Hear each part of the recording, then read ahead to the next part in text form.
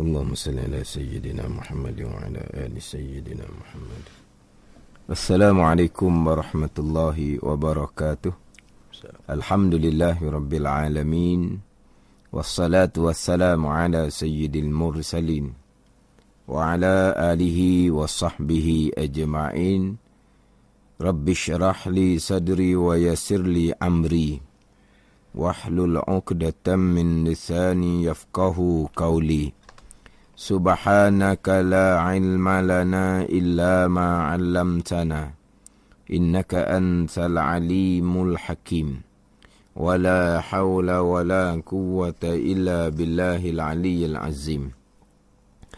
Terima kasih kepada DJ Rudy dan kepada sidang pendengar. Mudah-mudahan kesemua kita dikurniakan oleh Allah Subhanahu wa ta'ala ilmu yang memberi manfaat.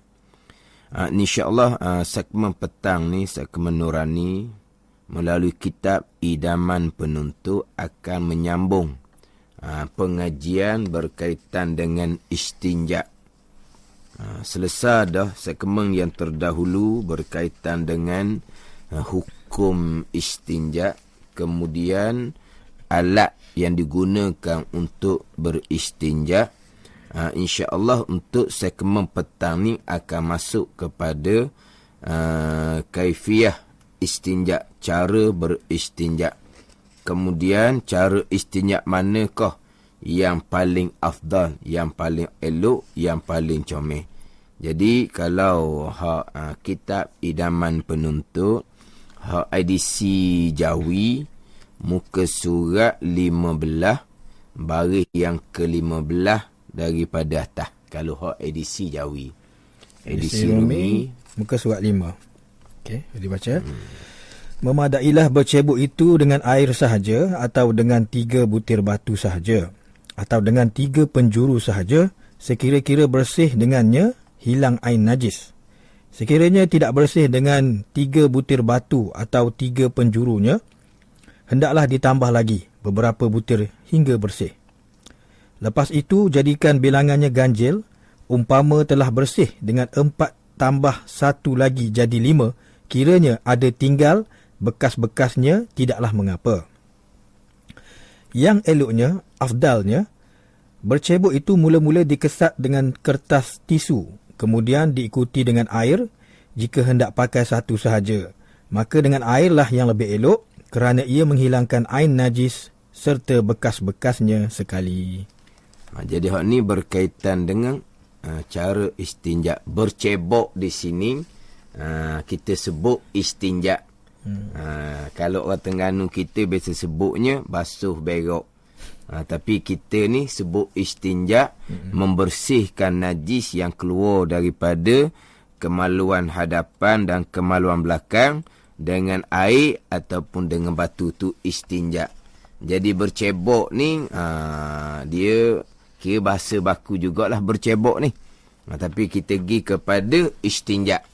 Jadi kalau kita orang Terengganu ni sebut bercebok ni kadang-kadang agak janggal sikit lah. Kurang kita guna pakai bercebok ni. Jadi kita pergi kepada istinja. Sekarang ni memada istinja dengan air sahaja, ataupun dengan 3 butir batu sahaja, ataupun dengan 3 penjuru batu sahaja.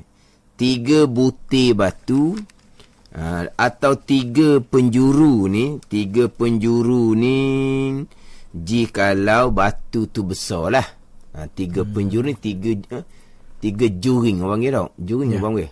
Kita Terengganu sebut juring. Mana 3 juring sebab batu tu besar. Adapun 3 batu ni, satu batu tu cukup-cukup untuk sapu di tempat najis yang keluar. Nak sapu kali kedua dengan bahagian yang sebelah lagi tu tak ada dah contohnya. Maka kalau batu tu kecil, 3 batu. Kalau batu tu besar, 1 batu dengan 3 penjuru. 1 batu dengan 3 penjuru.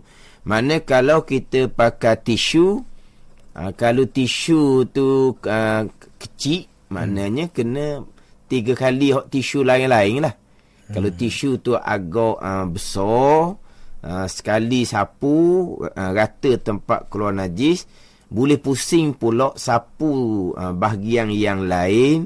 Masa lagi ada ruang, tidak ada najis di situ, mana boleh menggunakan satu tisu yang mungkin agak banyak helaian dia. Mana kalaulah tisu tu helaian tisunya sedikit, jadi agak kecil, mana kena 3 tisu lah. 3 tisu. Jadi sekarang ni memada istinja dengan air sahaja. Ni kita sangat-sangat maklum.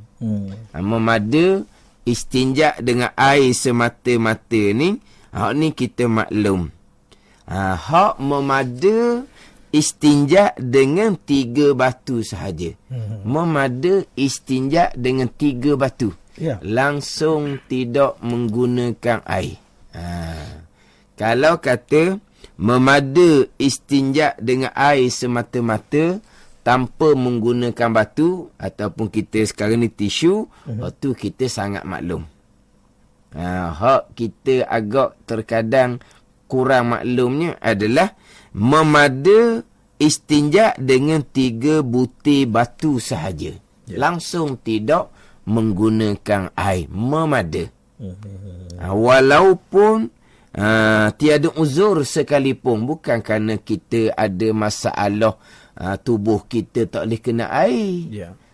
Kalau betul-betul lah tubuh kita tak boleh kena air, sebab akan jadi kesejukan sangat-sangat, menyebabkan jadi mudarat kesihatan kita, maka wajib menggunakan batu. Hak memada ni. Hak ni hak memada. Maknanya tak ada uzur apa-apa, memada menggunakan 3 batu sahaja tanpa biasa menggunakan air. Dalam keadaan biasa. Dalam keadaan biasa. Dalam keadaan biasa ni memada.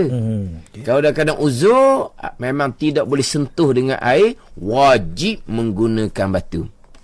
Kemudian memada istinja dengan 3 butir batu sahaja ni, sekalipun tepi laut. Inilah kitab tulis. Mana sekalipun tepi laut air sangat-sangat banyak, memada, cukup. Memada. Memada dengan air sahaja, dengan makna tidak menggunakan tisu. Memada dengan batu tisu sahaja tanpa menggunakan air. Tapi di hadapan dia akan ceritalah yang afdal, yang terbaik, kita himpun 2 tu. Istinja dengan batu terlebih dahulu, kemudian diiringi dengan air. Itu afdal. Kemudian antara menggunakan air saja ataupun batu saja ni, mana hak baik 2 ni? Baik air saja. Tapi harus menggunakan tisu saja, batu saja. Jadi tokoh sok modok sekali sebut batu, sekali sebut tisu. Jadi kitab kita ni menyebut batu. Jadi sidang pendengar maklumlah sama ada batu ataupun tisu. Jadi kita sebut batu, kita pakai sebut batu. Saya sebut tisu lah. Jadi sekarang ni, hak memada ni, air saja tanpa menggunakan batu, batu saja tanpa menggunakan air. Tapi di bawah dia akan cerita yang afdalnya, yang terbaiknya, kita gunakan 2-2. Batu, kemudian iringi air. Tetapi kalau kita hanya nak memilih air sahaja ataupun batu sahaja, afdalnya kita ambil air saja. Jadi kalau kita susun nombor, hak paling afdal batu, kemudian air. Sapu dengan batu dulu, dia punya air najis hilang dahulu, tinggal bekas-bekas tu dihilangkan dengan air. Itu hak nombor 1. Hak nombor 2, air saja. Hak nombor 3, batu saja tanpa menggunakan air. Jadi yang kita duk pakai kebanyakan kitanya menggunakan air saja tu bukan hak nombor 1 tu, hak nombor 2. Bukan hak paling afdal. Hak nombor 2. Hak paling afdal batu, kemudian iringi air. Hak tu dia akan cerita di hadapan. Tetapi dengan batu sahaja memada. Sah kita bersembahyang apabila kita istinja dengan batu, walaupun tidak ada sebarang keuzuran, walaupun air banyak sekalipun. Tapi kalau ada uzur, macam saya sebut tadi, wajib menggunakan batu. Kalau airnya tidak ada, wajib menggunakan batu. Bukan memada lah. Wajib menggunakan batu. Sebab minggu lepas ada soalan dalam FB. Mungkinlah yang kemukakan soalan tu tidak mengikuti daripada awal mungkin. Mungkin tidak mengikuti daripada awal. Dia ada tanya, kita istinja pakai tisu. Dan tiba di tempat yang ada air, perlukah kita membasuh semula menggunakan air? Ni soalan minggu lepas. Soalan dianya, kita istinja pakai tisu. Mana tempat tak ada air lah ni. Sebab dia kata, dan tiba di tempat yang ada air. Makna masa istinja di situ air tak ada. Dan tiba di tempat yang ada air, perlukah kita membasuh semula guna air? Tak perlulah sebab memada. Sekarang ni dia kata istinja dengan tisu ni kalau kita faham kok macam air tak ada lah. Sebab dia kata dan tiba di tempat yang ada air. Mana tempat sebelum tu masa istinja dengan tisu air tak ada. Masa tu bukan memada dengan tisu, wajib menggunakan tisu. Kemudian sampai di tempat yang ada air, perlukah kita membasuh semula guna air? Tak perlulah. Tetapi kalau kita nak dapat afdal, batu dulu kemudian pakai tisu. Afdal tu. Maknanya kalau sampai tempat yang ada air, kita nak basuh pula dengan air. Tu hak nombor satu. Batu dahulu, tisu air kemudian. Atau paling afdal. Sebab antara kita istinja dengan batu kemudian mengiringi air, hak paling afdal ni dia tak syarat bersegera. Kita istinja dengan batu tadi. Mai pakai air lah pulaknya. Kemudian itu hak nombor satu. Walaupun tidak tidak bersegera antara batu dengan air sekalipun. Pada ni kalau dia kata perlukah kita membasuh semula guna air, kalau kata perlu dengan makna mesti wajib ada. Tapi kalau nak dapat afdal, selepas tadi kita guna tisu, kemudian kita nak guna air, tu nombor satu. Nombor satu, menggunakan batu diiringi dengan air. Batu dahulu, air kemudian. Tapi antara batu dengan air ni dia mesti kena mualak ke, kena segera dah. Dia berlambatan pun tak apa. Jadi di tempat yang tidak ada air, dia pakai tisu. Sampai di tempat ada air, dia pun nak basuh dengan air pula. Perlu hak wajib ni tidaklah. Tapi untuk dapat cara kaifiah istinja yang paling afdal, pakai air lah pula. Tu hak paling afdal. Tapi kena faham baik-baiklah.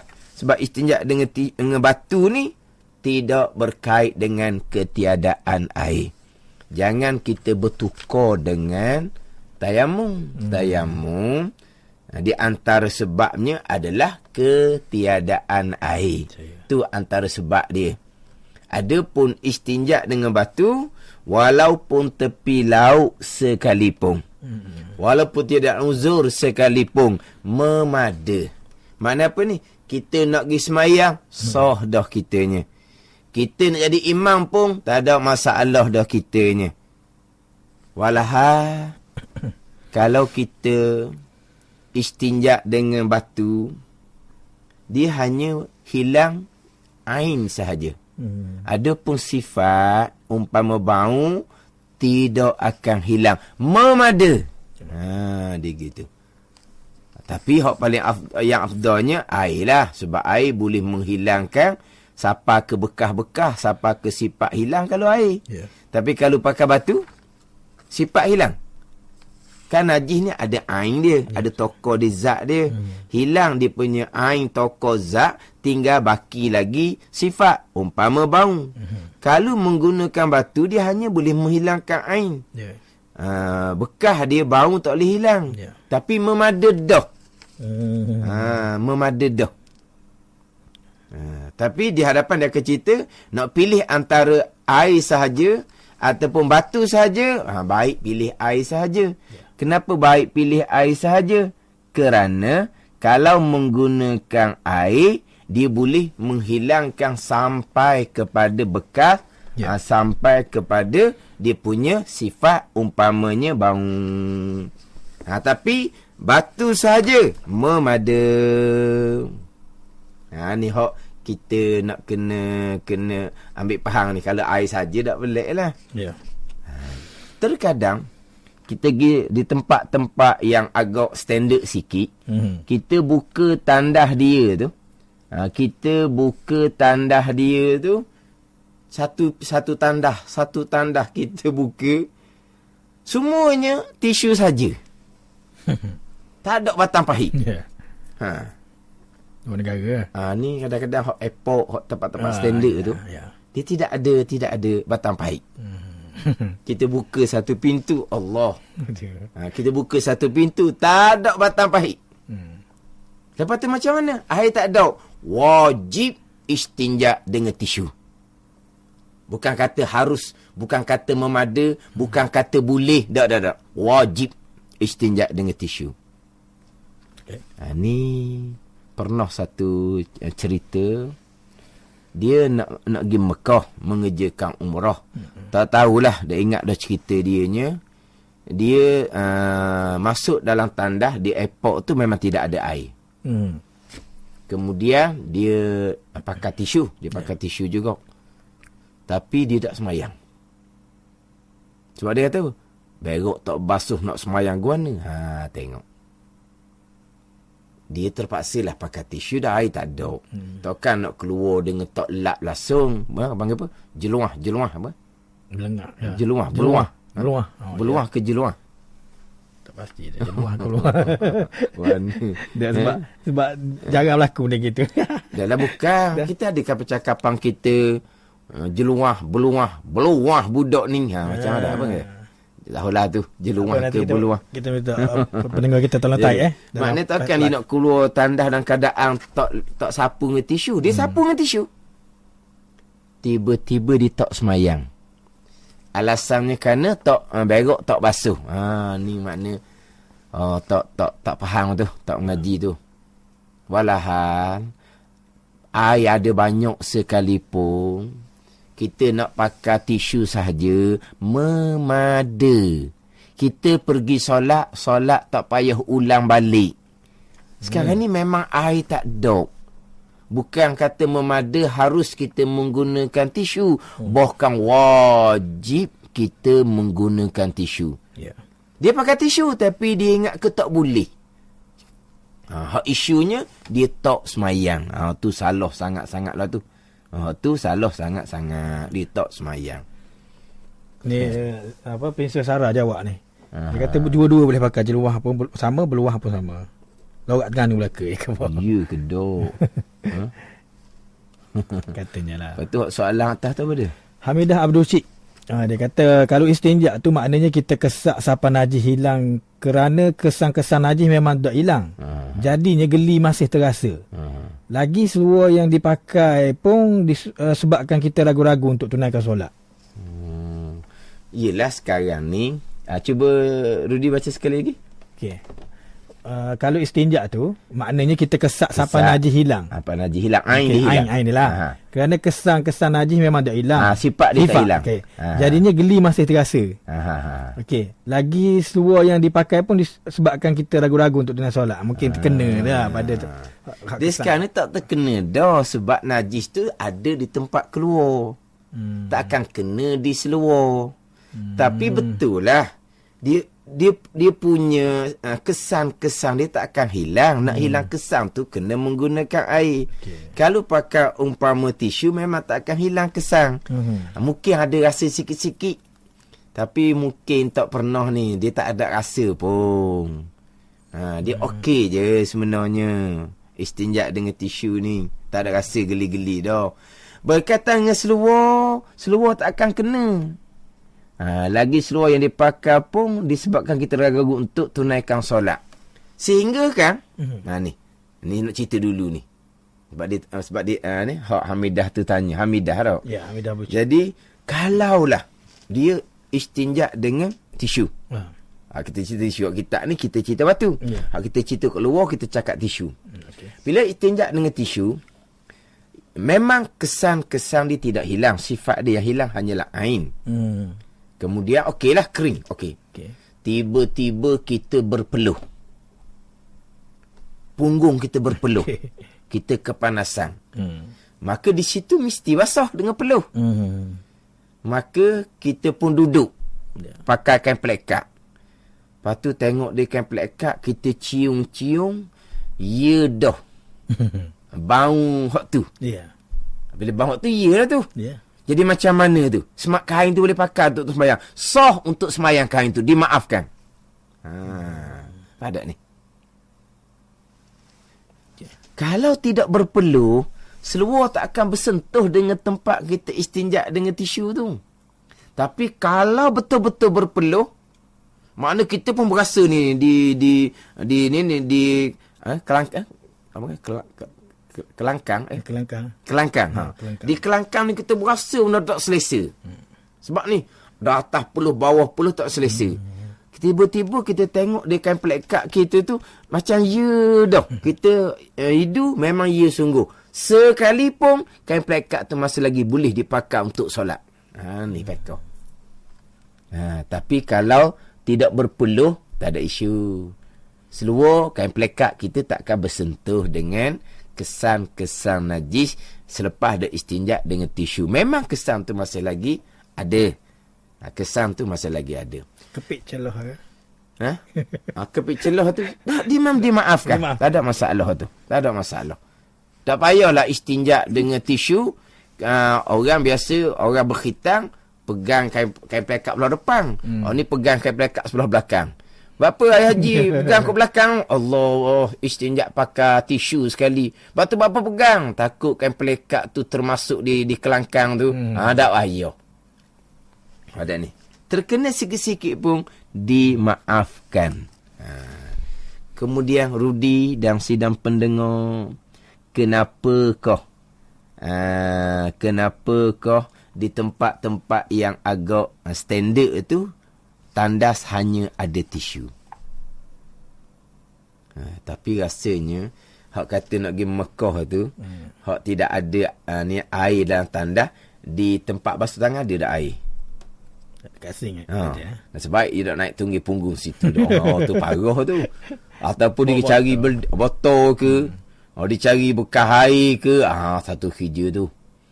Kenapa tempat-tempat yang agak standard dia tidak ada batang pahit, tidak ada? Sebab dia apabila tidak ada air digunakan untuk istinja, hanya menggunakan tisu, tempat tu akan bersih. Tempat tu akan bersih. Tempat kering, maka tempat tu akan bersih. Sebab kita yang jadi kotor tandas adalah kerana dia basah. Bila tandas tu basah, maka kasut kita terkadang di tapak tu ada sedikit kotoran. Bila kotoran di tapak kasut kita tu duduk dalam air yang agak lembab di lantai ni, maka kotoran tu akan lekat di lantai. Tapi kalau kasut tu kering, lantai pun kering, memang tandas tu akan bersih. Sebab tu mereka tidak sediakan air. Cuba tengok baik-baik. Cuba kita tengok kita berhenti di mana-mana masjid. Mana-mana masjid. Timbul kotornya apa? Timbul kotornya kerana kotoran di tapak kasut. Sebab tu pihak masjid sediakan selipar. Pihak masjid sediakan selipar. Selipar kau. Maka bila sediakan selipar ni, maka tak ada nampak kotor. Tapi walaupun pihak masjid sediakan selipar, cuba tengok, ada tak kesan-kesan orang masuk pakai kasut? Memang pihak masjid sediakan selipar banyak. Tulis di hadapan tu, tanggalkan kasut anda, ditulis. Tapi ada juga orang kita ni tak pandai membaca. Tak pandai membaca, buta huruf, ABC tak kenal. Cuba tengok, ada tak kesan-kesan kotor hak bekas tapak kasut? Ada ni. Puncanya apa tu? Puncanya kerana basah latar. Sebab kita istinja menggunakan air.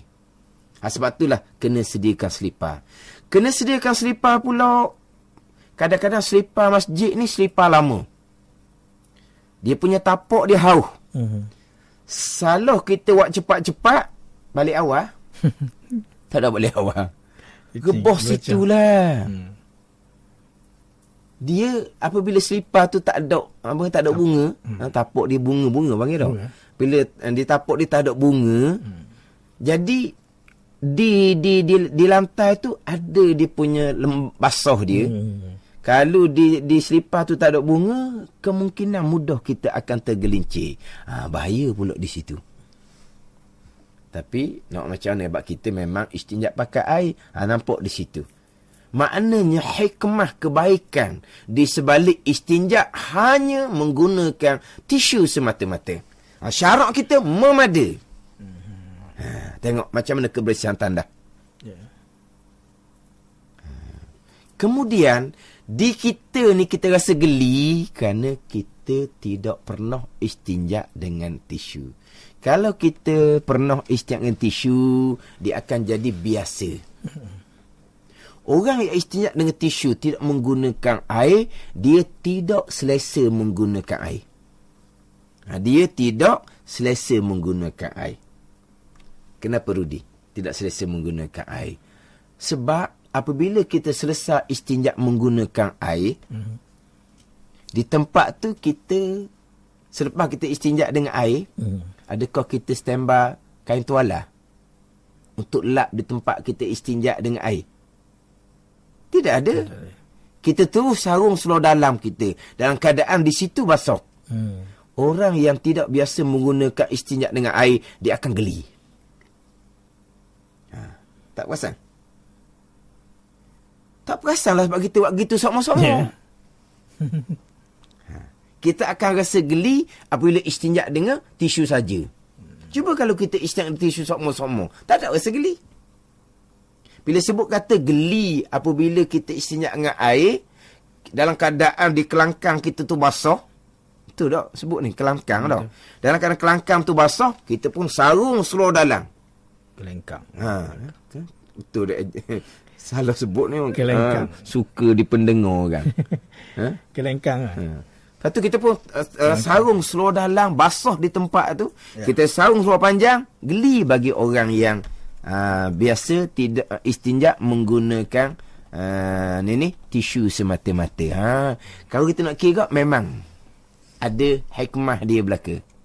Ada kebaikan dia belaka. Maka kalau kata istinja dengan tisu ni berasa tak boleh, cuba kita tengok hikmah dia. Tandas jadi bersih. Tandas tidak basah. Kalau tandas basah, kemungkinan kita mudah tergelincir. Tengok hikmah dia. Ada ni. Sebab tempat yang hanya ada tisu bukan tempat biasa-biasa. Airport international. Tidak ada air, hanya ada tisu. Cuba tengok baik-baik dalam tandas mereka. Kering, bersih. Menepati syariat kita menggunakan tisu sahaja memada. Tapi malang kita orang Islam tak kenal syariat sendiri. Kita orang Islam tak tahu syariat Nabi SAW khususiyah. Yang mana syariat ni tertentu bagi Nabi dan ummah Nabi SAW yang tidak disyariahkan kepada ummah-ummah yang terdahulu. Orang dalam FB tu tanya ke komen.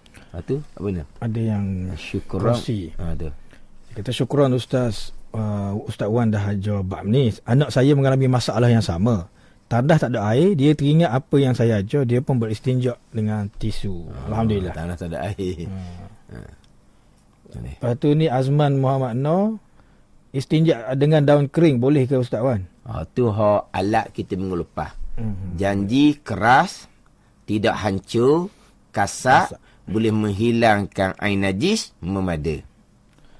Muhammad Syamil, Ustaz, batu dengan tisu kira barang sama ke? Sama ke tak? Dia asal syariatnya batu. Kemudian dihukumkan seperti batu.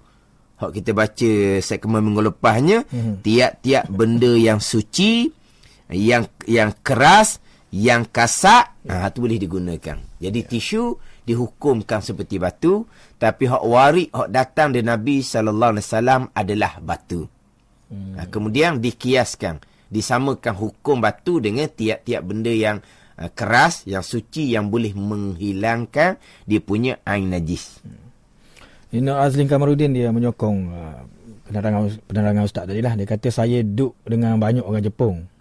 Duduk kot. Setiap unit ada tanda awang. Setiap unit ada tanda awang tapi bersih senantiasa walau ada pahit tapi kering selalu. Dia orang pakai tisu seumur. Ada air pun tapi pakai tisu. Pakai tisu. Betul? Ni. Dan kita kena ingat orang kita ni kadang-kadang di mana mereka tergelincir. Ditandas. Kenapa? Kerana basah. Kita masuk tandas disunat pakai selipar. Selipar bunga tak ada, bila basah mudah tergelincir. Kalau kita masuk tandas pakai selipar, tandasnya kering, payah nak gelincir. Tengok di situ. Kenapa timbul gelincir dalam tandas? Kerana basah. Kita pakai selipar, tak pakai selipar pun boleh gelincir kerana tandas tu basah. Menggunakan air. Tapi mana apa? Ada hikmah, ada kebaikan. Hak syariat Nabi memada hanya menggunakan batu sahaja. Hak dalam WhatsApp tak ada soalan? WhatsApp tak ada. Tak ada. Dalam FB je. Dalam FB. Kemudian yang kita tu istinja dengan air tu. Yelah, dia kadang-kadang tandas ni, Rudi. Dia di bawah tu dia kadang-kadang tak rapat. Dia punya dinding dia tu, dinding tu daripada macam plywood keras tu kan, dipanggil apa tu, dinding dia tu. Jadi bawah tak rapat. Tapi tak rapat tak boleh nak intai, tak boleh. Tapi kadang-kadang dia punya istinja sebelah tu, kita duduk sebelah bangun. Sebab apa? Allah, dia punya pakai dongong dia basuh apa pun tak tahu, macam mandi. Terkadang Rudi perasan tak? Terkadang kita buka pahit tu, wayar dia tu, bukan wayar getah ni, hak wayar dia tu kan dia lari macam ular tu. Tekanan tinggi air tekanan. Ya, berjeruk habis. Tengok. Kita buka, dia tersalah buka tu banyak. Dia tersalah buka banyak, dia akan jadi ni. Kita tak sempat nak pegang ni. Dia akan jadi panggil apa? Moteng tak panggil tak? Moteng. Dia akan jadi berputar-putar sebelum kita sempat pegang. Basah dak tempat tu. Habis pas ke depan ni.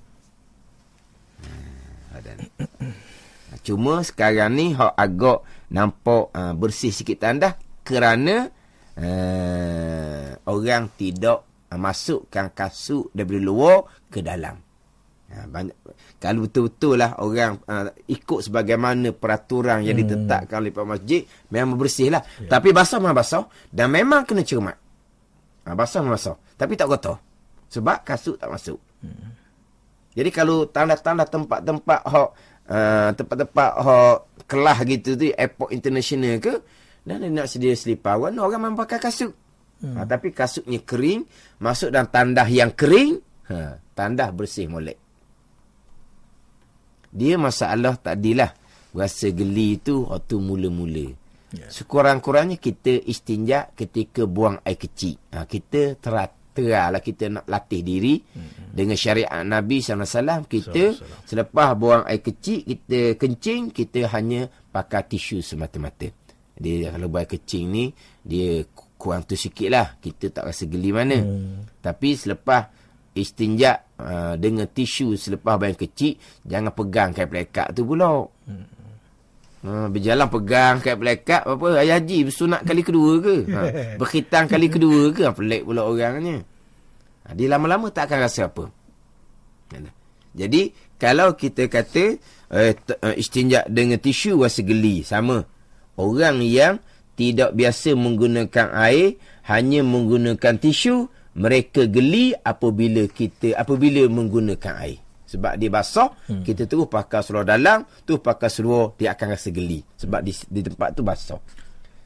Tu mana tu? Muhammad Bashirun Nizam. Dia kata dekat Pakistan pun ada tandas-tandas. Dia sediakan batu. Sebab nak dapatkan air susah. Tu sebab dia kekurangan air. Disediakan batu. Disediakan batu, tidak sediakan tisu. Okey. Sediakan batu. Okey, bukan lama dia ni. Yang ni Hanjebat. Dia kata kalau najis kena di tangan. Lepas tu kita kesak dengan tisu. Kira okey ke Ustaz? Dia kena ingat sebut dah sebelum ni. Ya. Kita istinja menggunakan tisu okey, memada apabila kita najis tu berada di tempat keluar. Bila najis tu sudah berpindah ke tempat lain, kena tangan, wajib membasuh dengan menggunakan air. Bukan panggil istinja dah. Ya. Jadi kena faham. Kita bicara istinja, membersihkan najis yang keluar daripada dua jalan dengan menggunakan batu ataupun menggunakan air ataupun batu di tempat najis tu keluar. Adapun kalau najis tu tahi atau air kencing, kena tangan, kena pakaian, kena latar, dia tak panggil istinja dah. Dia panggil membasuh najis mutawassitah, wajib menggunakan air. Tu tak panggil istinja. Kalau najis tu kena tangan, tak panggil istinja. Ni Hamidah cik. Pahit liur, habis basuh jirang sebelah. Bukan pahit liur, pahit tu kita salah buka air kuat, kita tak pegang dia punya ujung dia tu. Kadang-kadang palih tu kosong. Ni Muhammad Hanis. Ustaz, dia kata dia tanya jika tempat najis air kencing kanak-kanak yang tidak dibasuh dengan betul sudah kering. Jika dalam masa tempoh yang lama, adakah najis hukmi itu dikira sudah hilang? Bagaimana jika kaki kita basah dan lalu di tempat itu? Itu bicara lain tu. Lain tu tak mengenai najis hukmi. Kalau kering air kencing, masih lagi najis air ni. Sebab di tempat tu masih lagi ada sifat najis. Bau dia ada. Dia punya warna bakar dia pun masih lagi ada. Itu tak mengenai najis hukmi. Dia panggil najis air ni. Bukan semestinya air kencing yang kering dipanggil najis hukmi, bukan. Air kencing yang kering dengan kepanasan matahari yang melampau, barulah hilang sekali dengan dia punya sifat dia.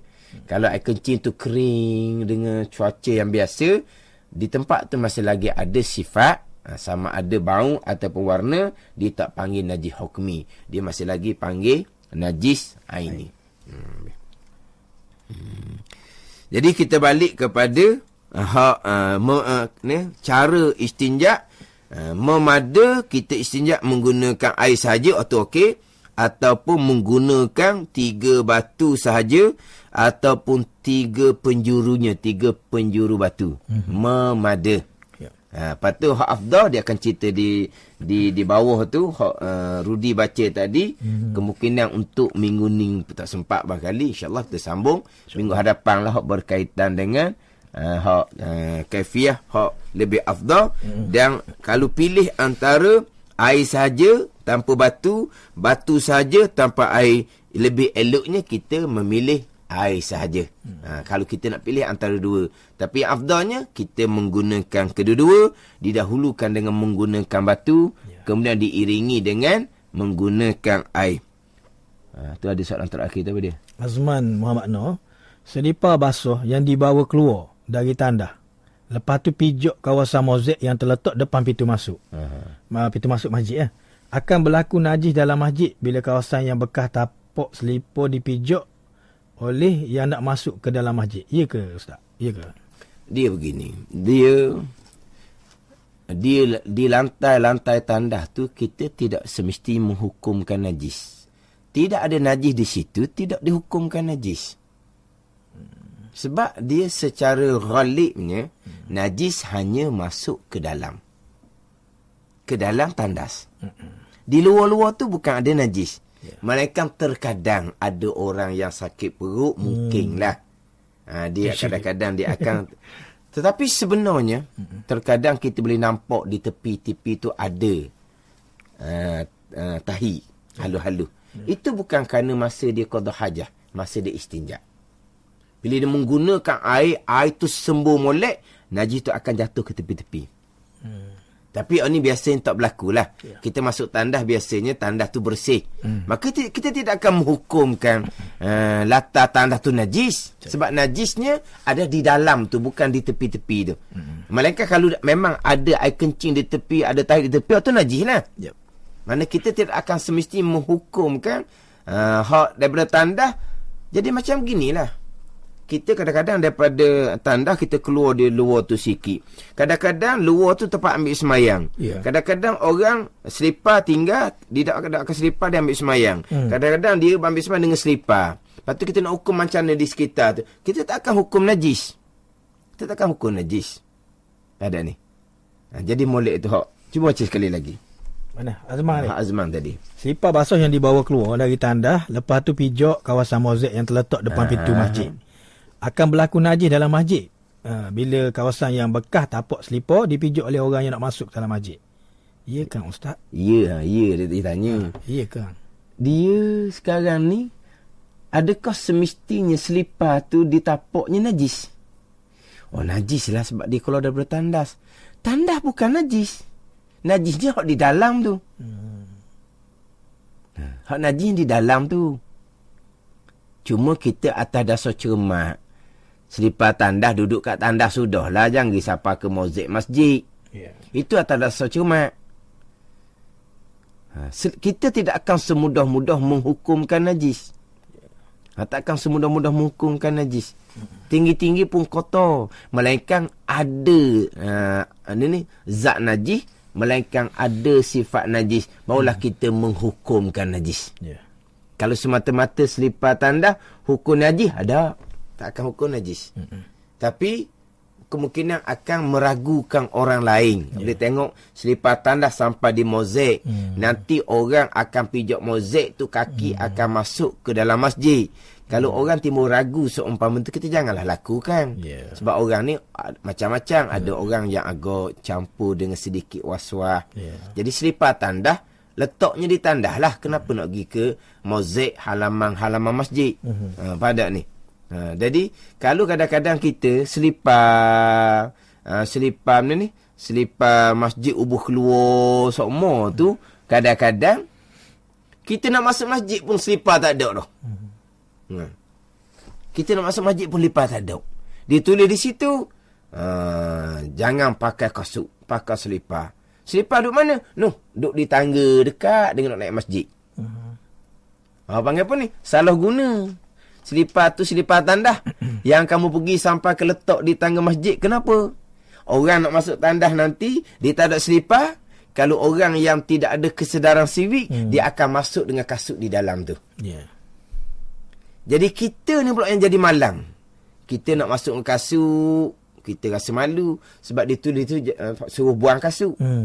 Kita pakai kaki ayam, tak pakai kasut, kita akan pijak latar hak bukan yang kotor sebab bekas orang lain.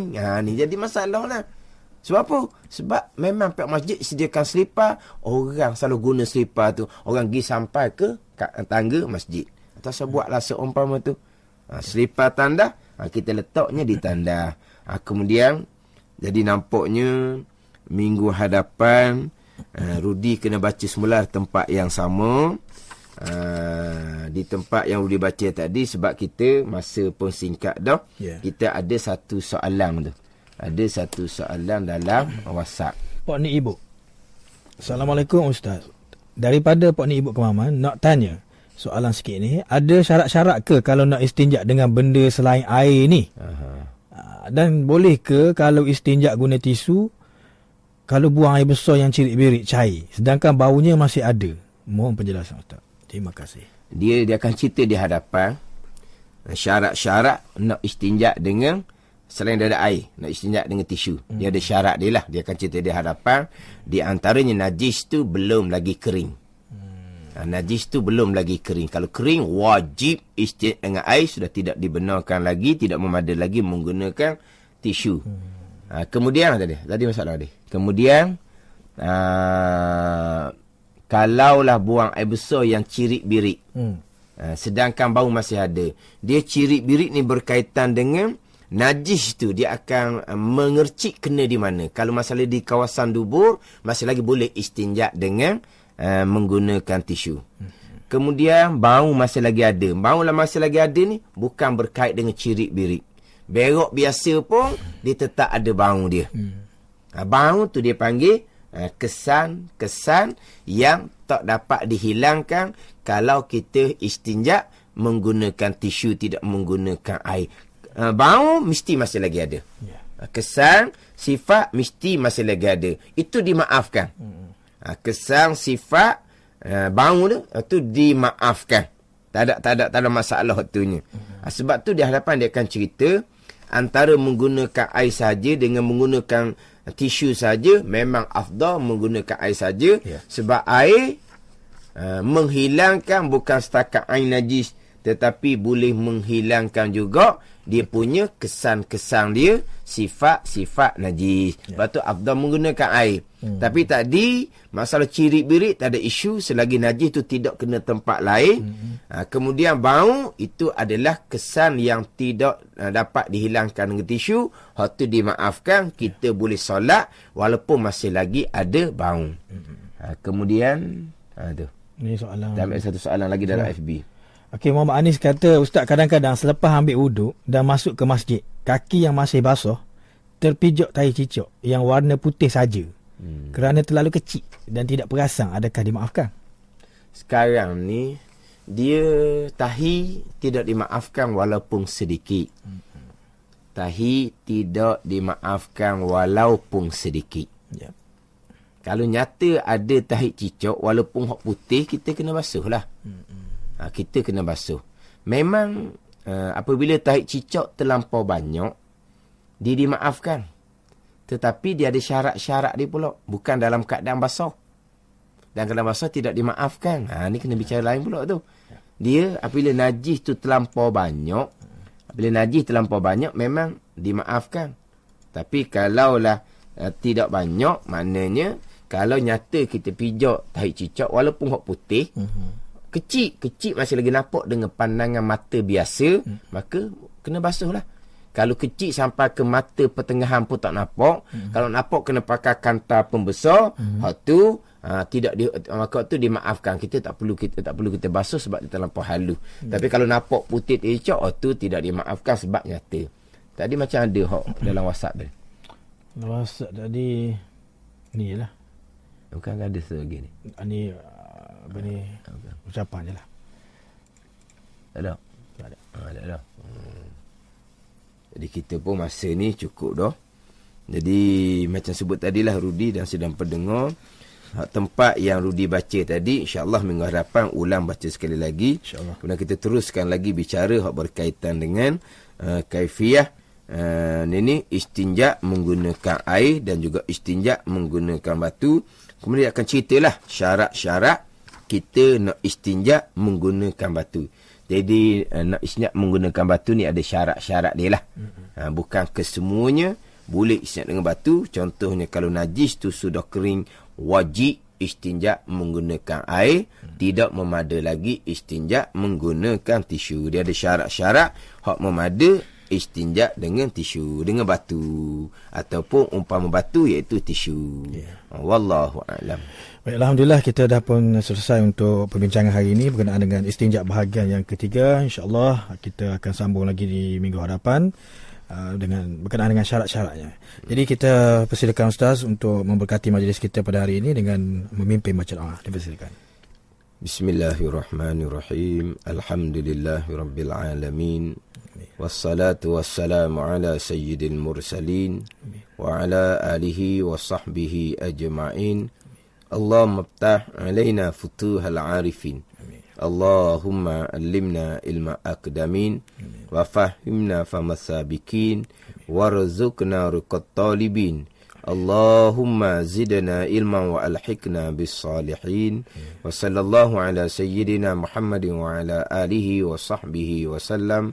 Walhamdulillahi rabbil alamin. Amin ya rabbal alamin. Terima kasih Ustaz. Assalamualaikum.